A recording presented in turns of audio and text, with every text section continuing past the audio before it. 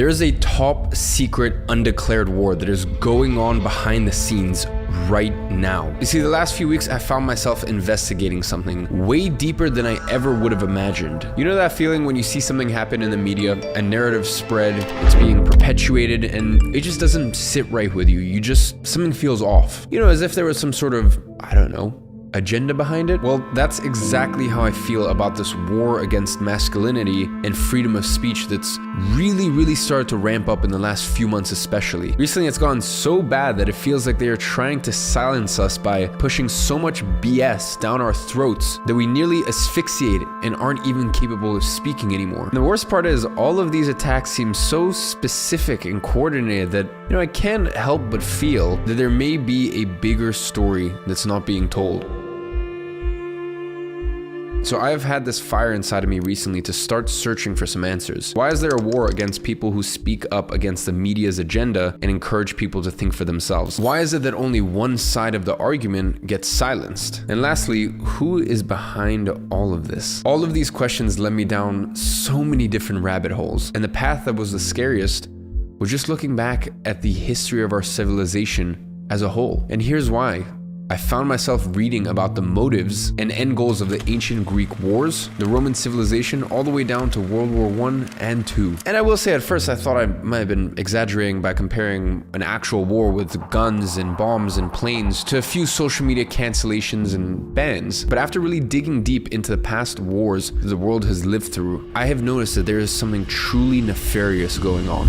But what is it and why?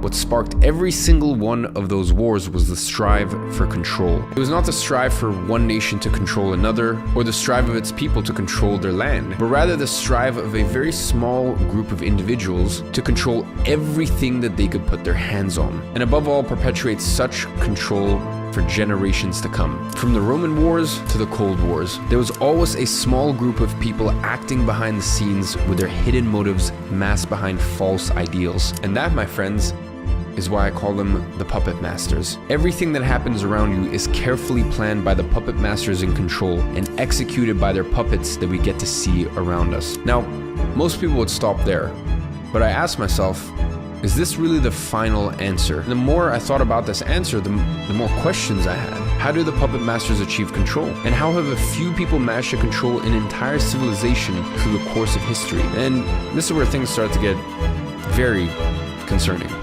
It'll be the end of our ability to question things and do what we believe is right for us and the people around us. And if we don't step up and stop this from happening, the next God knows how many centuries are not going to look very pretty for any of us. And that's because since your income doesn't grow linearly, as most people think, it means it will go up and down. And as a result, the closer your expense level is to your income level, the less room for error you have. And it's a very clever trap set up by the puppet masters themselves. Now, the fact is, we are in a situation today where the puppet masters are on the verge of successfully implementing their mass control plan. Long story short, the world is falling apart just as the puppet masters want it. Does that really not raise alarm bells for you? So you should have been building this moat, this layer of protection around yourself the last 2 years. But if you haven't done that yet, well, there's actually still one last light at the end of the tunnel.